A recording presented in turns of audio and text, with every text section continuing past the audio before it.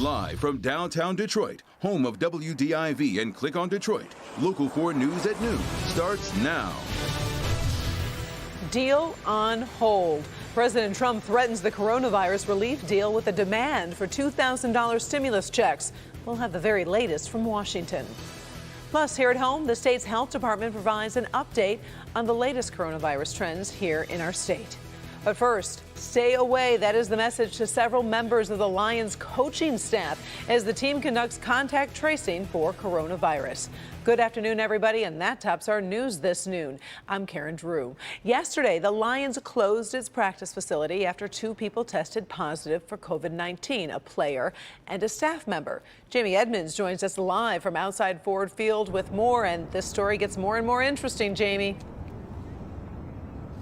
Karen, it sure does. You know, the Lions are supposed to play the Buccaneers here at Ford Field at 1 o'clock on Saturday. But the question now is, who's going to coach them? The Lions, as you said, had 2 positive COVID tests yesterday, a practice squad player and a staff member. Now, today, the NFL Network reported that nearly all of the defensive staff are considered close contacts per NFL policy, and that includes head coach Darrell Bevell. So all of those guys may not be available for Saturday.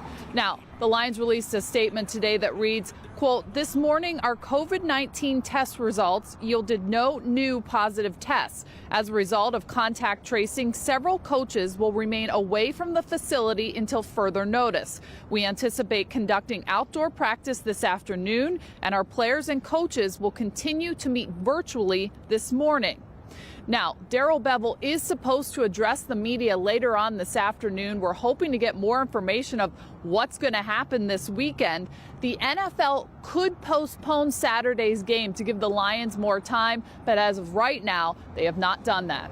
We're live outside Ford Field. Jamie Edmonds, Local 4. And Jamie, I understand social media is abuzz about this. Well, Karen, this is kind of the fun part if you want to look for something positive. People are suggesting who might coach on Saturday. Barry Sanders is a big one that everyone's saying. Or how about Chris Spielman? He was just hired to look for a new GM and coach. Maybe you could put the headset on. We'll talk about this more and hopefully have more information coming up at 5 o'clock. I know I saw a lot of fans volunteering to fill in too, so it'll be an interesting couple of days leading up to the game. Thanks, Jamie. Also, in an update this morning, Michigan's health department says state coronavirus trends are heading in the right direction. The amount of cases reported for investigation have been declining for more than 29 days.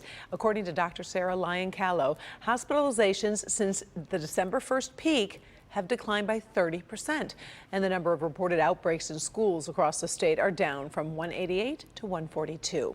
Right now, Michigan has the 43rd highest case rate in the nation. For perspective, that means there are only 7 states with a lower rate than us. Vaccinations began in Detroit for the coronavirus vaccine. 30 workers with the Detroit Health Department will receive their first dose of the Moderna vaccine today. The city of Detroit has received its first shipment of some 2,000 doses. Next week, home health care workers will receive the vaccine. 2 of Detroit's 3 casinos will reopen today. The MGM Grand Detroit reopens in less than an hour, opening at 1 o'clock. Motor City Casino will reopen its doors at 5 o'clock this evening. And Imagine's 10 theaters across the state are back open for moviegoers. On Tuesday, the state reported 3,082 new cases, 173 additional deaths. We expect updated numbers in the next few hours. Well, the Trump administration says it will purchase more doses of COVID-19 vaccine from Pfizer. The Department of Health and Human Services says Pfizer will manufacture and deliver up to 100 million doses of the vaccine to government-designated locations. The new order is in addition to the 100 million doses already purchased by the U.S. government. Pfizer says they expect to have all the doses delivered by July 31st. The government also has the option to acquire up to an additional 400 million doses. Not so fast. President Trump is now threatening to blow up that coronavirus relief bill. It could delay those promised $600 stimulus payments to the American people. Now, this happening on a day when Mr. Trump also pardoned several convicted criminals. Chris Pallone with the latest from Washington. After signaling he would sign the $900 billion COVID-19 aid package, President Trump now seems to be threatening to veto it. In a video posted to Twitter, the president complained the bill's $600 cash payment to Americans is too small. I am asking Congress to amend this bill and increase the ridiculously low $600 to $2,000 or $4,000 for a couple. Democrats who fought for a bigger payment pounced. House Speaker Nancy Pelosi tweeting, "Let's do it." But time is running short. The federal government will shut down Monday if a spending bill isn't signed. It was a busy day for the president, who also announced a flurry of pardons, forgiving 4 Blackwater contractors, 3 former Republican congressmen, a campaign advisor who lied to the FBI, and a London-based lawyer, the first person sentenced in the Russia investigation. If it were you and I, we would be sitting our butts in a jail cell for a good long stretch of time. It happened as the U.S. saw its deadliest day from the coronavirus yet, 3,350 deaths. 2 more prominent government officials got vaccine shots on camera to encourage Americans to do the same. I want to encourage everyone who has the opportunity to get vaccinated so that we could have a veil of protection over this country that would end this pandemic.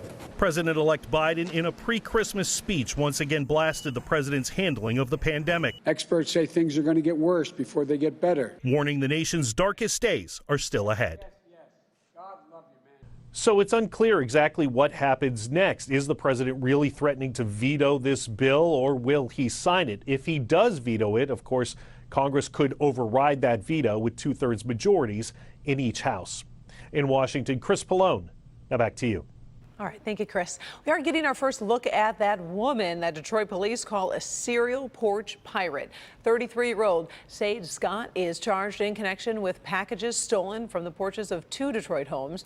Prosecutors say Scott was seen taking packages off a porch on the city's west side, then driving off in a Range Rover. Police acted on tips from the community and pulled her over near Joy Road in Myers. She had 2 stolen packages in her car, along with stolen debit cards. Oh, and that Range Rover was stolen as well. Let's get our first check of the weather. Counting our days down to Christmas. Paul is in for Brandon. What do you have for us? Well, we have a pretty mild day in progress, Karen. I'll tell you what, we'll start with 4-zone weather because these temperatures are pretty cool.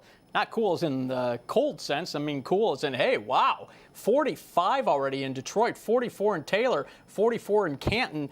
And now we move into our south zone. Look at Lambertville. You're at 48 degrees right now, 47 in Dundee. We have 45 in Carlton, 43 in Saline. In our west zone, 44 at Whitmore Lake, 48 in Ypsilanti, 49 at Flint right now, almost 50 there. And in our north zone, 42 at Melvin, 41 at Deckerville, 45 in the Blue Water area there at Port Huron, and 44 over at Oxford. Here on the visible satellite, you can see that mix of sun and clouds that we have across the area, but also the increase in cloud cover to the west.